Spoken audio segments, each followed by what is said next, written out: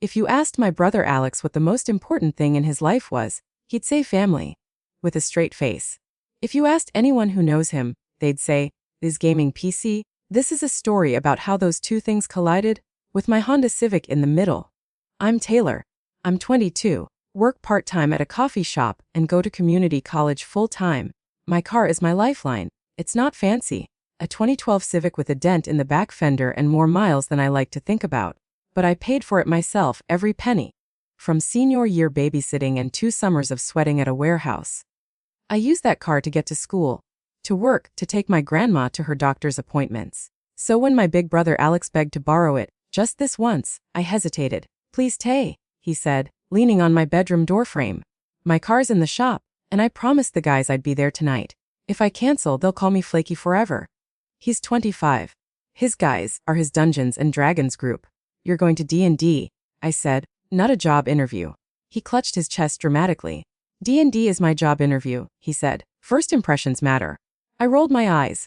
You know the rules, I said. No drinking, no letting other people drive. And you fill the tank back to where it is now. Scout's honor, he said, making a sign that was definitely not the Scout salute. I hesitated. Alex can be a screw-up, but he's not normally reckless behind the wheel. At least I thought so. Fine, I said. Be back by midnight. I need it in the morning. He kissed my forehead. You're the best, he said, snatching the keys. Famous last words. At 11:20 p.m. my phone buzzed. I was half asleep scrolling TikTok. It was a text from Alex.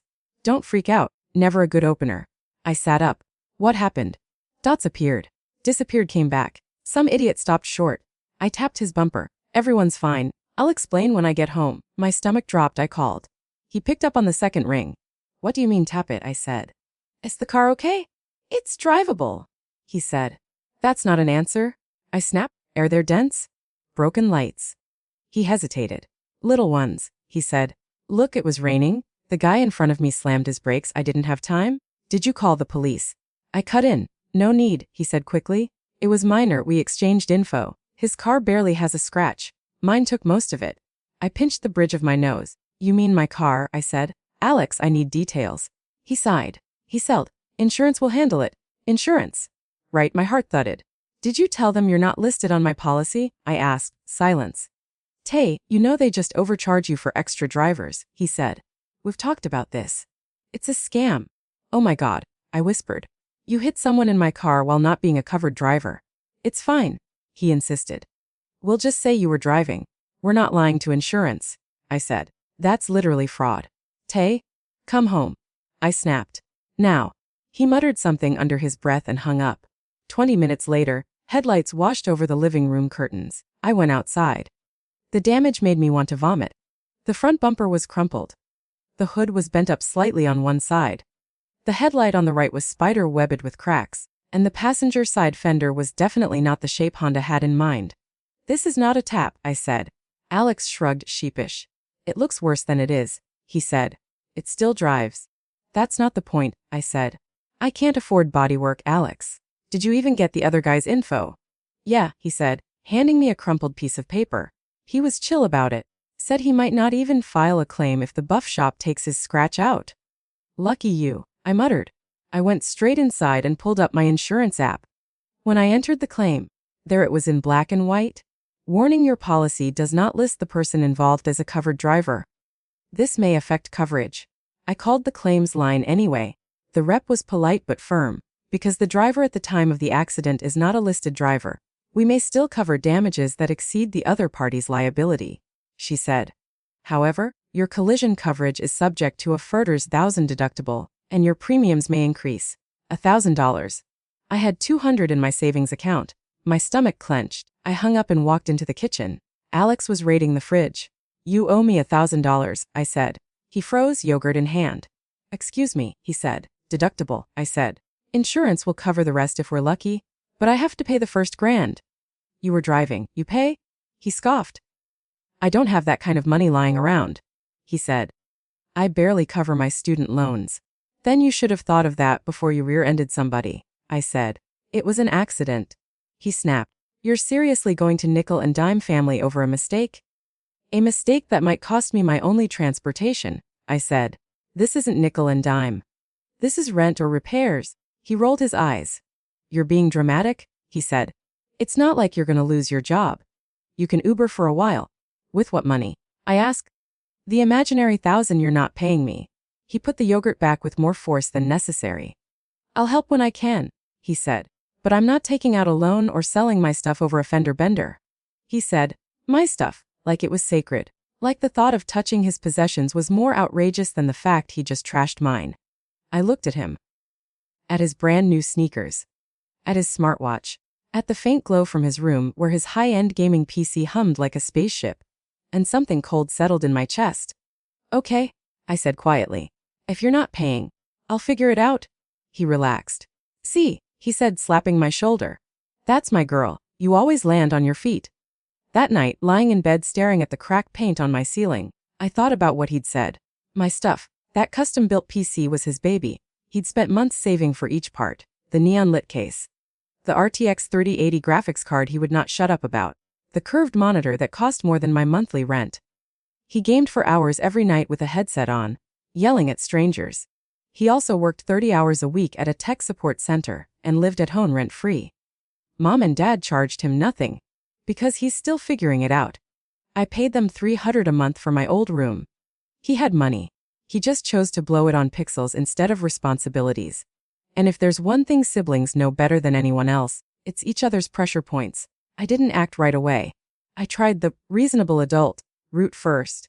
The next morning over coffee, I slid a piece of paper across the table. What's this? Asked.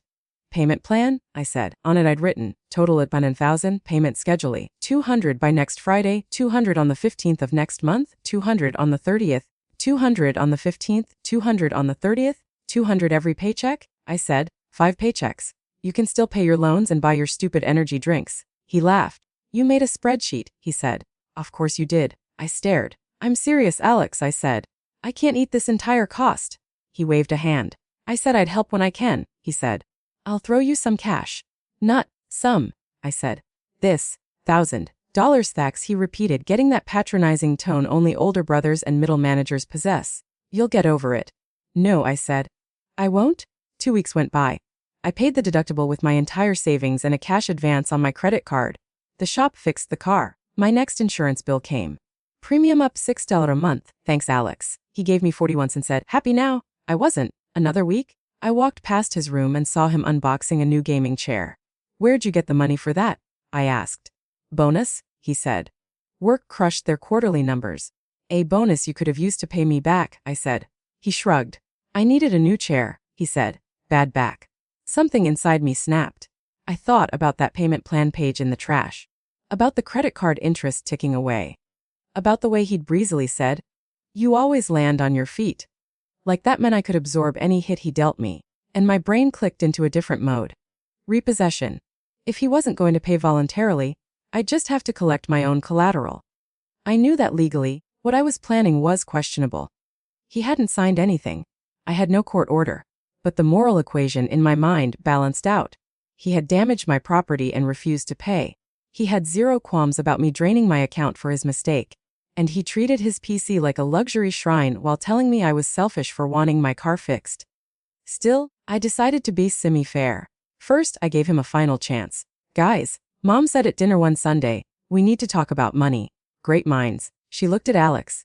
Your dad and I got the insurance bill, she said. It went up a lot. Because of the accident. You need to help your sister? Alex rolled his eyes. Are you two seriously still mad about this? He asked. 8 was months ago. The car is more expensive now, Dad said. Premiums went up. Deductible wiped out her savings. You broke it, you fix it? Alex scoffed. You always take her side, he muttered. Mom's tone sharpened. This isn't sides, she said. This is responsibility.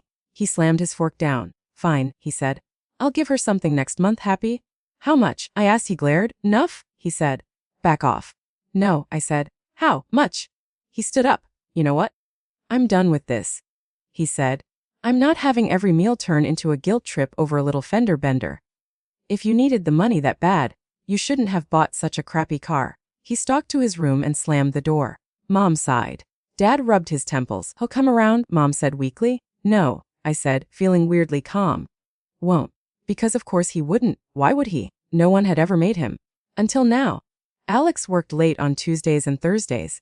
On those nights, he'd come home around 11 p.m., eat whatever leftovers were around, and game until 3 a.m. Friday mornings. He slept like the dead until noon. I knew this because I'd been the one forced to tiptoe around his room on my way to the bathroom as a kid while he slept off hangovers. 2 Thursdays after that dinner, I watched through the crack under his door as light from his monitor spilled out the 24/7 a.m. At 3, it went dark. At 3:10 I heard the familiar soft snore. I waited another 20 minutes, then I moved. I grabbed a screwdriver, a box, and my determination. His door snuffed when I cracked it open. He snuffled but didn't wake. The glowing PC tower sat under his desk, fans whirring faintly. I knelt and quietly unplugged each cable. Power, USB hub, the monitor, the keyboard, the mouse, the RGB lights died. The room felt oddly quieter, like I'd unplugged part of his soul. I gently slid the tower out.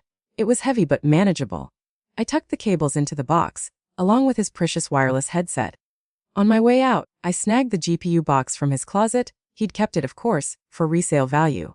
Then I slipped back into the hall. My heart pounded. I loaded the PC into my trunk, drove across town to a 40-hour FedEx office that offered computer shipping. The clerk raised an eyebrow at my cargo. Heavy night gaming? He joked. Something like that? I said. I'd already lined up a buyer. 2 days earlier I'd posted an anonymous listing a building Facebook group. High-end gaming PC, RTX 3080, Ryzen 7 32GB RAM, light use, need to sell fast. 1400 beau. Within minutes, my inbox blew up. One guy, Dan, had cash and knew his components. We'd met at a cafe that afternoon. He'd tested the system, confirmed the parts, and handed me one's $350 in $100 bills. Now I was shipping it to him insured, per his request. Because I'm not a scammer, I just specialize in sibling justice. Back at home, I slid the empty tower shell back under Alex's desk. Petty, I know, but I wanted him to feel that specific confusion, to see something where it should be and realize it's just a husk. Before bed, I left an envelope propped against his monitor. Inside, a copy of the repair invoice showing the $1,000 deductible paid by me, a printout of our insurance premium increase notice, free footy in cash, the extra over the $1,000 I needed, along with a note. Dear Alex, since you refused to pay back the $1,000 you cost me, I've now repossessed and sold collateral equal to that amount your PC. Before you scream theft, remember you admitted fault in writing, laughed at a payment plan, and kept buying luxuries while I drained my savings. Consider this debt settled. The extra $350 is yours. Maybe put it toward a bus pass. Love, your dramatic little sister. P.S. If you call the cops, I'll happily show them your texts, the repair bill, and the part of the law about unjust enrichment. Good luck. Then I went to bed, and, for the first time since the crash, slept like a rock. The morning explosion was cinematic. TAOLR. I sat up, rubbed my eyes theatrically, and opened my door. Alex stood at the end of the hall, hair a mess, holding my note in one hand and the empty tower in the other. What did you do? He demanded. I solved our problem, I said, leaning on the doorframe. You stole my computer, he said. I repossessed collateral for a debt you refused to pay, I corrected. Big difference. He waved the note. You can't just sell my stuff, he yelled. That's illegal. I'm calling the police. Mom rushed out of her room in her robe. What on earth is going on? She asked. Your daughter is a thief, Alex said, brandishing the empty case. She sold my gaming PC. Mom's eyes shot to me. Taylor, she asked. He crashed my car and refused to pay the deductible or help with the increased premiums, I said calmly. I asked. I showed him a payment plan. He blew me off and bought a new chair instead. So yes, I sold something of his to cover it. That's not your decision to make, Alex shouted. You can't take my property? And you couldn't take responsibility, I said. Yet, here we are. Dad appeared, tugging on a t-shirt. What's all this hollering? The arguing over Lappy. She stole. He wrecked. Dad held up a hand. Stop, he said. One at a time. Alex shoved the note at him. Read this, he said. Dad scanned it.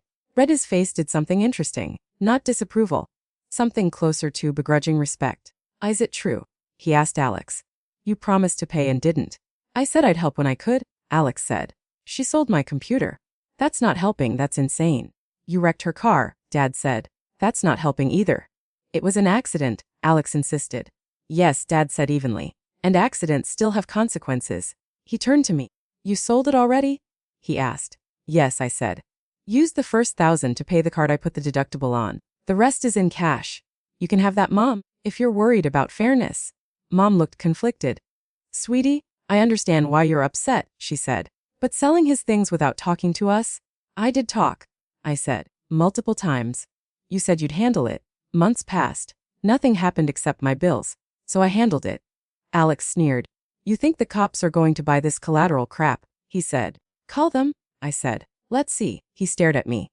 I will, he said, storming off to room. He slammed the door. I half expected patrol cars to roll up. Instead, 10 minutes later, he emerged looking less certain. What happened to calling 911? I asked sweetly. I talked to Josh, he muttered. Josh is his friend who almost went to law school. Which in Alex speak means Oates took a pre-law intro class and watches a lot of Suits? And, I asked. He said it's probably a civil matter at best. Alex grumbled. That I'd have to sue you and prove value and intent, and that I don't really want a judge asking why I still haven't paid a cent toward the wreck. Imagine that, I said. He glared. You're dead to me, he said. Cool, I said. I guess I'll see you at dinner then. Mom sighed. Enough with the dramatics, she said. Look, what's done is done. The car's paid for. The computer's gone. We are not bringing the law into this house. Do you both understand? We nodded. In very different moods. Alex soaked for weeks. He'd stomp around the house reminding everyone how someone stole his stuff.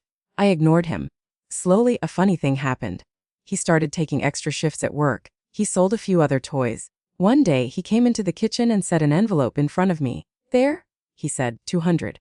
For the premium increase. Happy. Incredibly, I said. He rolled his eyes. Don't get used to it, he muttered. But he kept doing it. Not big amounts. 20 here, 50 there. Enough to make a dent. Enough to show that maybe, just maybe, he'd learned that his actions had price tags. Do I feel guilty about what I did? A little. Selling someone else's property crosses a line. If this were a courtroom drama, I'd probably lose that battle. But this isn't a legal ethics exam. It's real life with sibling dynamics and parents who prefer to keep the peace instead of enforce fairness. Alex had been bailed out of every bad decision since he was a teenager. Tickets taken care of by dad. Broken phones replaced by mom. Rent mysteriously covered whenever he forgot. My Civic was the first thing he'd broken that belonged solely to me. No consigners, no shared ownership. Just years of my work. The way he shrugged off his responsibility told me exactly how he valued that, so I valued his PC accordingly. My brother crashed my car and refused to pay, so I sold his gaming PC while he slept. Petty. Yes, satisfying. Also yes, and if his slightly improved behavior is any indication, effective. Sometimes the only way to teach someone that other people's stuff matters. It is to show them how it feels when theirs turns into someone else's solution.